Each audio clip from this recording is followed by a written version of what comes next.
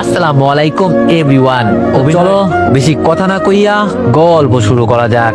আইমানকে call দিলাম, আজ রাত তোর সাথেই থাকতে হবে, কারণ এত রাতে বাসায় যাওয়া ঠিক হবে না।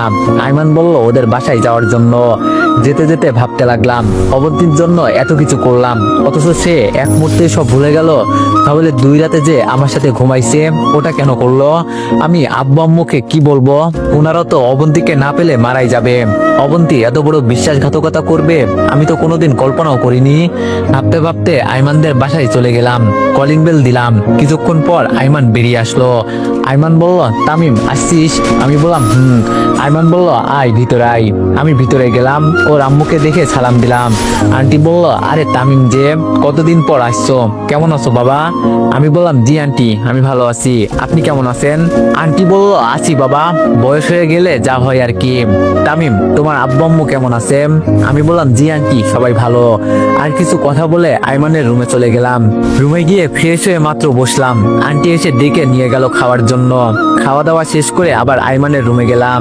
খাটে আমি আর আইমান পাশাপাশি শুয়ে আছি। এমন সময় আইমান বলল, তামিম, এই তামিম। আমি বললাম, বল। আইমান বলল, কি হয়েছে এবার বল। আমি অবন্তীর কথাগুলো বললাম। আইমান বলল, তোরে আমি আগেই বলেছি এই মেয়েটার মধ্যে কোনো ঘাপলা আছে। আমি বললাম, দোস্ত আমার মাথায় কিছু আসছে না, অবন্তী আমার সাথে এমন করবে আমি ভাবতেও পারিনি।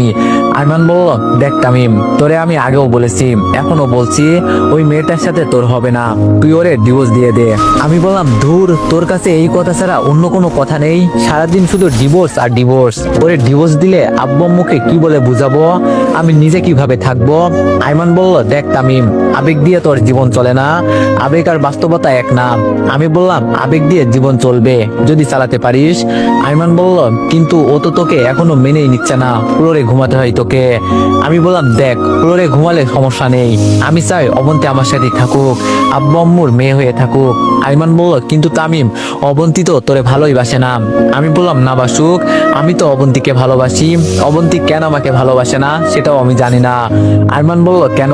আমি বললাম, কারণ অবন্তী ভাইয়াকে কি পরিমাণ ভালোবাসতো তোরে বলে বোঝাতে পারবো না। ভাইয়ার সাথে বিয়ের পরে অবন্তী আমাকে ভাইয়ার মতোই দেখেছে, তো হুট করে আমাকে বিয়ে করে তো আর স্বামীর মর্যাদা দিয়ে দিতে পারবে না, সেটা অবন্তী কেন, পৃথিবীর কোনো মেয়েই পারবে না। ভাইয়া মারা যাওয়ার পর থেকে অবন্তী ঠিক মতো খেত না, ঘুমাতো না, শরীরের প্রতি কোনো কেয়ার ছিল না, কারণ অবন্তীর মনটা পাথর হয়ে গেছে। যেই দিন ওই পাথরে ফুল ফুটবে সেই দিন অবন্তী তামিমকে মেনে নিবে। আমিও সেই দিনের অপেক্ষায় বসে আছি। আমি কোনোদিনও অবন্তীকে কোনো ব্যাপারে জোর করিনি, আর এখনো করব না। আইমান বলল, কিন্তু অবন্তী তো আজকে বলে দিছে তোকে মেনে নিবে না। আমি বললাম, সেটাই তো বুঝতেছি না, হঠাৎ করে অবন্তীর কি হলো? হাসপাতালে গিয়ে আমাকে জড়িয়ে ধরে কান্না করেছিল, তারপর কিছু একটা চিন্তা করে ছেড়ে দিয়েছে। আইমান বলল, আচ্ছা দোস্ত, কিছু মনে না করলে একটা কথা বলতাম। আমি বললাম, বল, মনে করার কি আছে? আইমান বলল, অবন্তীর কি কারোর সাথে রিলেশন আছে বা ছিল? আমি বললাম, আমার জানা মতে নাই, কারণ অবন্তীর আম্মু বলেছিল অবন্তীর নাকি কোনো ছেলে ফ্রেন্ডও নাই, সে জায়গায় বয়ফ্রেন্ড আসার তো কোনো প্রশ্নই আসে না। আইমান বলল, তো তুই এখন কি করবি? তোর আব্বু আম্মুকে বলে দিব ওর ব্যাপারে? আমি বললাম, এখন না, আরো কিছুদিন দেখি, এখন বলে দিলে ওনারা অনেক কষ্ট পাবে। আইমান বলল, তামিম, আমার মাথা ঘুরতেছে, তুই তোর আব্বু আম্মুকে বলবি না, নিজেও করবি না, তাহলে কি করবি? আমি বললাম, আমার মনে হয় এখানে বিশাল একটা রহস্য আছে যেটা আমি জানি না। আইমান বলল, তো কি করবি এখন? আমি বললাম, দোস্ত তোকে একটু কষ্ট করতে হবে। আইমান বলল, কি? আমি বললাম, দেখ আমি তো অফিসে চলে যাব, সারাদিন ওখানেই থাকতে হবে, তুই তো ফিরে আসিস, তুই যদি অবন্তীকে ফলো করতি ও কি করে, কার সাথে যাই, তোর বাইক আছে, সমস্যা হবে না, প্রয়োজনে আমি তোর তেলের টাকা ভরে দিব। আইমান বলল, এই হারামি, তুই পাগল হয়েছিস? তোর কাছ থেকে আমি টাকা নিব? তুই আমার বেস্ট ফ্রেন্ড, তোর জন্য আমি সব করতে রাজি আছি। আমি বললাম, থ্যাঙ্কস দোস্ত, তাহলে কালকে থেকে ওরে ফলো করা শুরু কর, আমি তোরে অবন্তীদের বাসা দেখিয়ে দিব। আইমান বলল, আচ্ছা ঠিক আছে, এখন ঘুমা। তারপর এপাশ হয়ে শুয়ে গেলাম, ঘুম আসছে না, বারবার অবন্তীর কথাই মনে পড়তে লাগলো। ভাবতে ভাবতে ঘুমিয়ে গেলাম। সকালে ঘুম থেকে উঠে নাস্তা করে আইমান আর আমি বাইক নিয়ে বের হলাম। আইমানকে অবন্তীর বাসায় দেখিয়ে আমি অফিসে চলে গেলাম। কাজ করতে লাগলাম আর আইমানকে বারবার কল দিয়ে জিজ্ঞেস করতে লাগলাম, কিন্তু কোনো খবরাখবর নাই। অফিস শেষ করে বাসায় গেলাম। আব্বু আম্মু আমার উপর ফায়ার হয়ে আছে। আব্বু বলল, কি রে তুই একা কেন, আমার মেয়ে কোথায়? আমি বললাম আসিনি। আম্মু বলল, আসিনি? তুই কালকে ওর সাথে ঝগড়া করে চলে আসিস কেন? আমি বললাম, কি তোমাদের এইসব কথা কে বলেছে? আব্বু বলল, তুই কি ভাবছিস অবন্তীর সাথে আমাদের কথা হয় না? অবন্তী আমাদের বলেছে। আমি কি বলবো বুঝতেছি না। আম্মু বলল, কালকে কোথায় ছিলি? আমি বললাম আইমানদের বাসায়। আম্মু বলল, অবন্তী তোরে কি বলেছে? আমি বললাম আরো কিছুদিন ওইখানে থাকবে। মিথ্যা বললাম। আম্মু বলল, যা গিয়ে ফ্রেশ হয়ে আই। যাহ বাবা, বেঁচে গেলাম। মনে হচ্ছে আমাকে রিমান্ডে দিয়েছে। শালা অবন্তী আব্বু আম্মুকে কি বুঝিয়েছে কে জানে। আমার সাথে একরকম করলো আর আব্বু আম্মুর সাথে অন্যরকম, বুঝলাম না। যাই হোক, খেয়ে দিয়ে ঘুমিয়ে গেলাম। পরের দিন ঘুম থেকে উঠে রেডি হয়ে অফিসে চলে গেলাম। এভাবে 2 দিন গেল। অবন্তীর সাথে আমার কোনো যোগাযোগ হয়নি। সেও আমাকে কোনো কল বা মেসেজ দেয়নি। একদিন অফিসে কাজ করতেছি, 10:30 বাজে। এমন সময় আইমান কল দিল। আইমান বলল, হ্যালো তামিম। আমি বললাম, বল। আইমান বলল, তুই কই? আমি বললাম, অফিসে। তুই কোথায়? আইমান বলল, আমি তো অবন্তীর বাসার সামনে। আমি বললাম, কোনো খবর পাইছিস? আইমান বলল, এইমাত্র একটা গাড়ি অবন্তীদের বাসার সামনে আসলো আর অবন্তী সেটাতে উঠে চলে যাচ্ছে। আমি বললাম, গাড়িতে কে দেখছিস? আইমান বলল, না দেখা যাচ্ছে না। আমি বললাম, আচ্ছা দোস্ত, তুই গাড়িটা ফলো কর আর কি হয় আমাকে জানা। আইমান বলল, আচ্ছা ঠিক আছে। কলটা কেটে দিল। আমি একটু টেনশনে পড়ে গেলাম। অবন্তী কার সাথে ঘুরতেছে? 11:20 আইমান আবার কল দিল। আইমান বলল, তামিম। আমি বললাম, বল। আইমান বলল, ঘটনা তো কিছুই বুঝলাম না। আমি বললাম, কেন, কি হয়েছে? আইমান বলল, তোর অবন্তী তো লিমার সাথে। আমি বললাম, কোন লিমা? আইমান বলল, আরে বেটা, আমাদের ফ্রেন্ড, তোর বসের মেয়ে। আমি বললাম, অবন্তী তো লিমার কথা শুনতেই পারে না। আইমান বলল, জানি, তোর বিশ্বাস হবে না, আমি ছবি পাঠাচ্ছি, তুই দেখ। আমি বললাম, আমার কাছে নর্মাল মোবাইল। আইমান বলল, আচ্ছা বিকালবেলা দেখা করিস। আমি বললাম, ঠিক আছে। আজকে অবন্তী লিমার সাথে কি করে? আইমান বলল, আমি কেমনে বলবো, তুই লিমারে জিজ্ঞেস করিস। আমি বললাম, আচ্ছা তুই আর একটু ফলো কর। আইমান বলল, ওকে। আমি বললাম, আমি বিকালবেলা তোর সাথে দেখা করব। আইমান বলল, ওকে। কল কেটে দিল। কাজ শেষ করে বিকালবেলা আইমানের সাথে দেখা করলাম। আইমান ওর মোবাইলে তোলা ছবিগুলো আমাকে দেখাতে লাগলো। আসলেই তো, এটা যে লিমা। কিন্তু অবন্তী লিমার নামও শুনতে পারে না।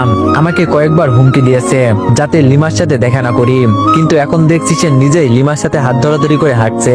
কাহিনী তো একটা আছে যেটা আমি জানি না, কিন্তু আমাকে এভাবে বসে থাকলে চলবে না। এই কাহিনীটা কি সেটা বের করতে হবে। আইমান বলল, এই তামিম, কি ভাবতেছিস?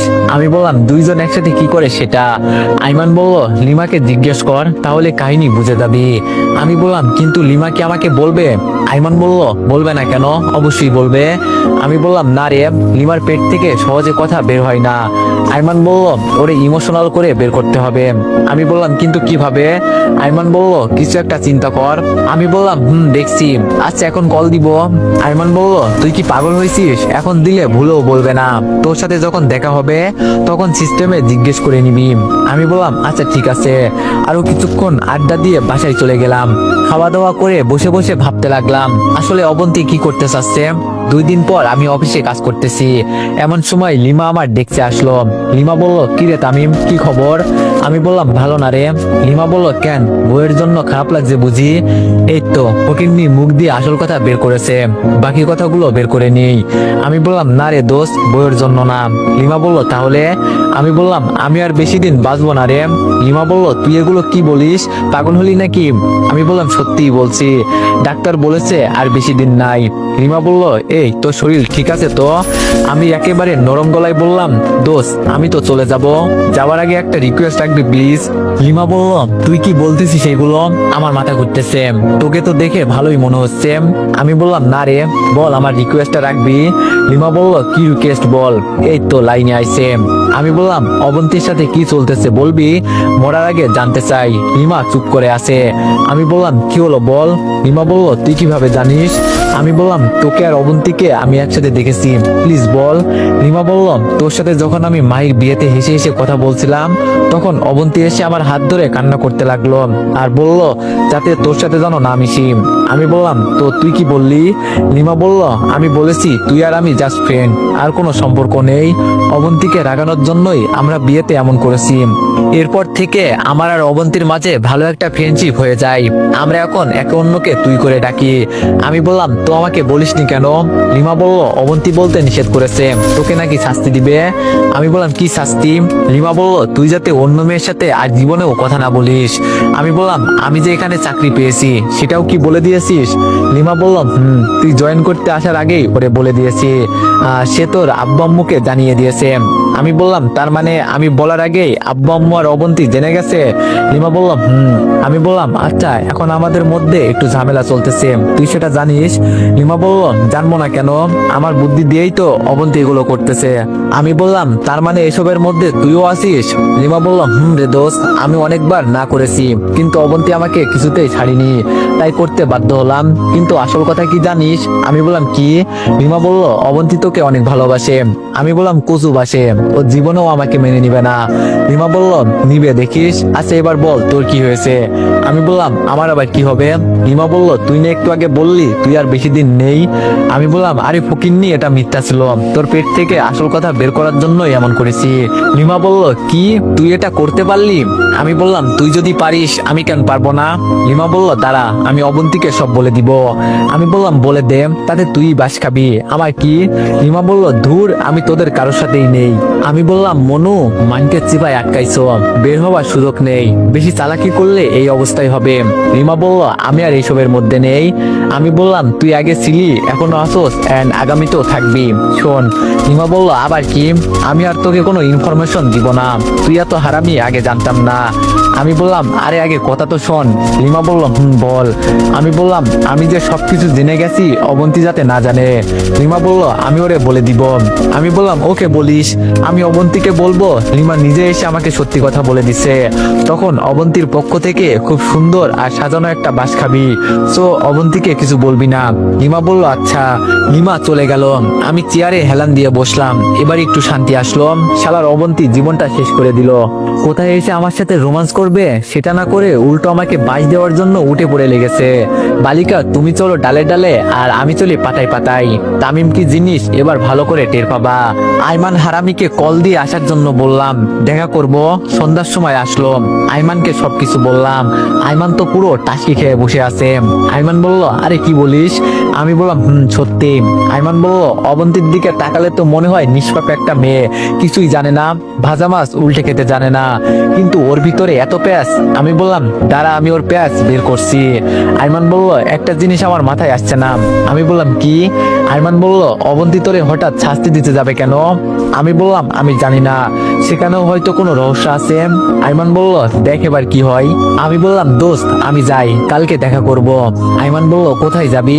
আমি বললাম এখন বাসায় যাব, রেডি হয়ে অবন্তীদের বাসায় যাব। আইমান বলল অবন্তীদের বাসায় কেন? আমি বললাম তুই এখনো ছোট, বুঝবি না কিছু, আরো বড় হয়ে নে, তারপর নিজে নিজে বুঝে যাবি। আইমান আবুলের মতো তাকিয়ে রইল। আমি বাসায় চলে গেলাম, এসে আব্বুর কাছে আসলাম। বাবা বলল কোথাও যাবি নাকি? আমি বললাম বাবা বলল কোথায়? আমি বললাম তোমার বেয়াই মশের বাসায়। বাবা বলল এত রাতে ওখানে কেন? আমি বললাম কেন যেতে পারি না? বাবা বলল পারবি না কেন? শ্বশুর বাড়ি মধুরহারি, যখন ভালো লাগবে তখন যাবি। এখন কি অবন্তীর কথা খুব মনে পড়ছে? আমি বললাম আরে এগুলো কি বলো, দূর যাবই না। বাবা বসে বসে হাসতেছে।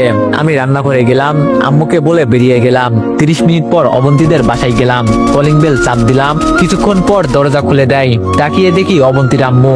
আমাকে দেখেই মোটামুটি একটা টাস্কি খেলো। খাওয়ার কথা যেখানে তামিমকে বলতে বলতে আসে না, সেখানে নিচ থেকে এসে হাজির, তাও আবার রাতের বেলা। শাশুড়ি বলল আরে তামিম আসো বাবা আসো। আমি সালাম দিয়ে ভিতরে গেলাম। অবন্তীর বাবা বসে বসে টিভি দেখতেছে, আমাকে দেখে উঠে দাঁড়ালো। আমি ওনার সাথে কৌশল বিনিময় করলাম। শ্বশুর বলল অবন্তী রুমে আছে যাও। আমি বললাম যাবো এখন না, একটু পর। শ্বশুর বলল তাহলে বসো গল্প করি। আমি ওনার পাশে গিয়ে বসলাম। বাবা মায়ের কথা জিজ্ঞেস করলো, চাকরি বাকরির কি খবর জিজ্ঞেস করলো। আমি ওনার পাশে বসে সবকিছুর উত্তর দিচ্ছি। কিছুক্ষণ পর অবন্তী আসলো। আমাকে দেখেই ভূত দেখার মতো অবাকে দাঁড়িয়ে রইলো। আমি ওরে পাত্তা না দিয়ে আবার শ্বশুরের সাথে কথা বলতে লাগলাম।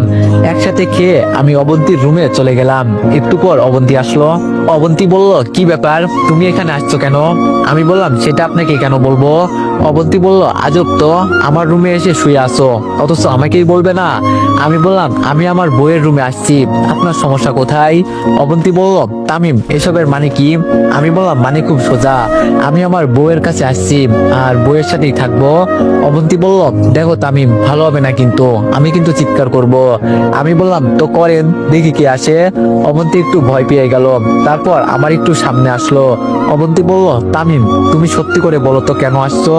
আমি বললাম, কেউ একজনকে অনেক ভালোবেসে ফেলেছি, ওরে ছাড়া থাকতে পারছি না, তাই চলে আসলাম। অবন্তী কিছুক্ষণ আমার দিকে অবাক হয়ে তাকিয়ে রইল। তারপর আমার পাশে এসে বসলো। অবন্তী বলল, কাকে ভালোবাসো? আমি বললাম, যে এখন আমার পাশে বসে আছে। অবন্তীর চোখে পানি টলমল করতেছে। আমি ওর একটা হাত ধরে বললাম, আমি কি এতই বাজে, এতই খারাপ যে আপনি আমাকে মেনে নিতে পারছেন না? অবন্তী চুপ করে আছে। আমি বললাম, এটা ঠিক যে আপনি কখনো আমাকে মন থেকে মেনে নিবেন না, আবার এটাও জানি কোনো এক কারণে আপনি আমাকে শাস্তি দিতে চেয়েছেন, কিন্তু এমন শাস্তি দিচ্ছেন আর একটু হলেই তো আমি পৃথিবী ছেড়ে শেষ করার আগেই। অবন্তী আমার মুখে হাত দিল। অবন্তী বলল, না প্লিজ, এগুলো ভুলেও মুখে আনবে না, একজনকে হারিয়ে ফেলেছি আর কাউকে হারাতে চাই না, এইসব কিছুর জন্য আমি অনেক অনেক সরি। আমি বললাম, তো কেন এমন করলেন আমার সাথে, আমার দোষটা কি ছিল? অবন্তী বলল, তুমি যখন মাহির বিয়েতে লিমার সাথে হেসে হেসে কথা বলতেছিলে, সেটা দেখে আমার ভিতরে একটা মোচড় দেয়, মনে হলো আমি খুব দামি একটা জিনিস হারিয়ে ফেলতেছি। তোমার আড়ালে আমি লিমাকে সব বলি, তখন উনি হাসি মুখে সব বলে দেয়, যেটা তোমার আর ওর প্ল্যান ছিল। তবু আমার মনে একটা ভয় ছিল যে তোমাকে যদি কেউ নিয়ে যায় বা তুমি যদি অন্য কারো হয়ে যাও, সেজন্য সেই দিন রাতে তোমাকে জড়িয়ে ধরে ঘুমিয়েছিলাম। আমি বললাম, সেটা না হয় বুঝলাম, কিন্তু আমি অ্যাক্সিডেন্ট হওয়ার পর একবারও জাননি কেন?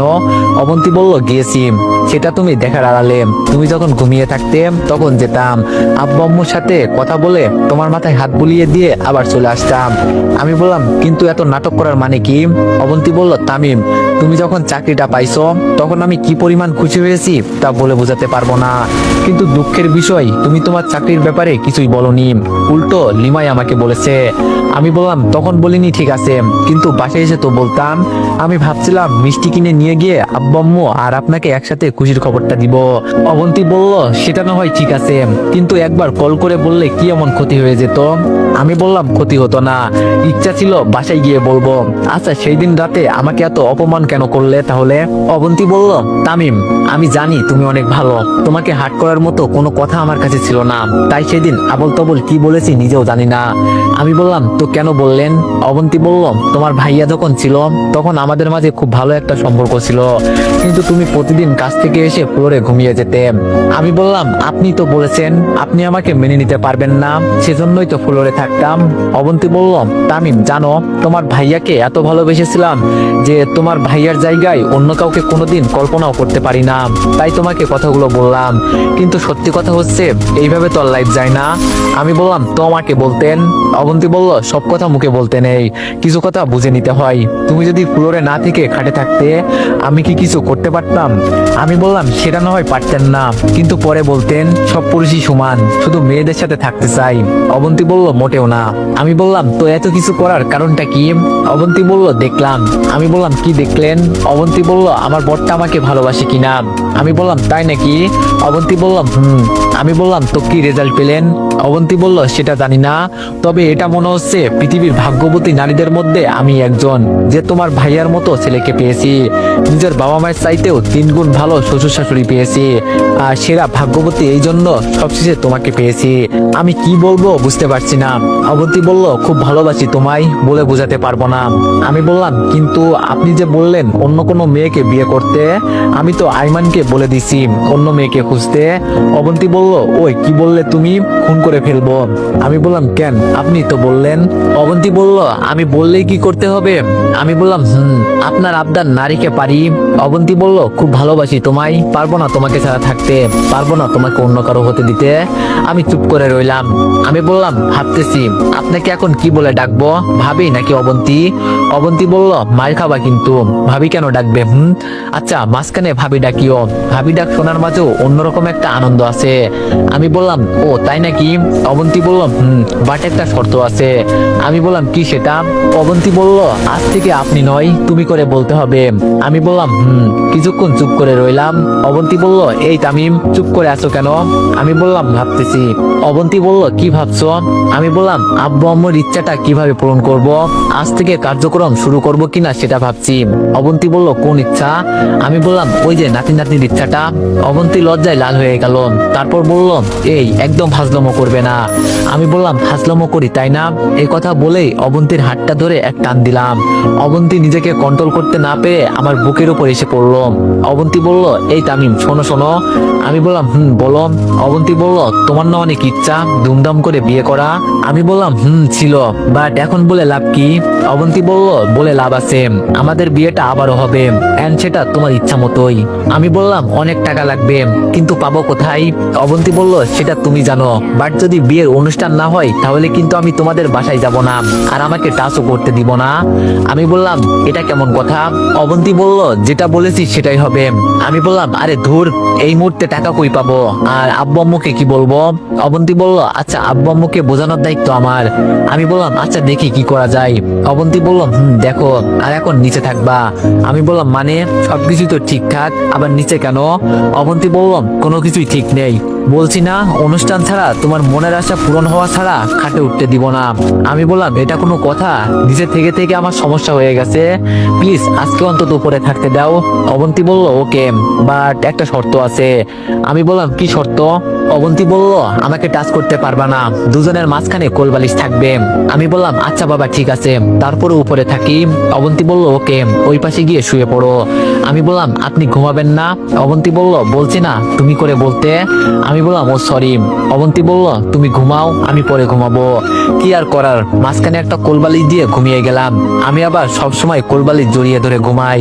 রাতের বেলা মনে হচ্ছে কোলবালিশ নড়াচড়া করছে, কিন্তু কোলবালিশ এত নরম কিভাবে হয়? আস্তে করে তাকিয়ে দেখি কোলবালিশ নিচে পড়ে আছে, আর অবন্তী আমাকে জড়িয়ে ধরে ঘুমিয়ে আছে। এজন্যই তো বলি কোলবালিশ এত নরম কেন, এটা যে আসল কোলবালিশ। যাই হোক আমিও কোলবালিশ জড়িয়ে ধরে ঘুমিয়ে গেলাম। সকালে ঘুম থেকে উঠলাম কারো মিষ্টি হাসি দেখে, বা ভেজা চুল দেখে আবারও কিয়াস খেলাম। তো সবাই নেক্সট পার্টের জন্য একটু বেশি বেশি লাইক আর কমেন্ট করে দিও। ধন্যবাদ।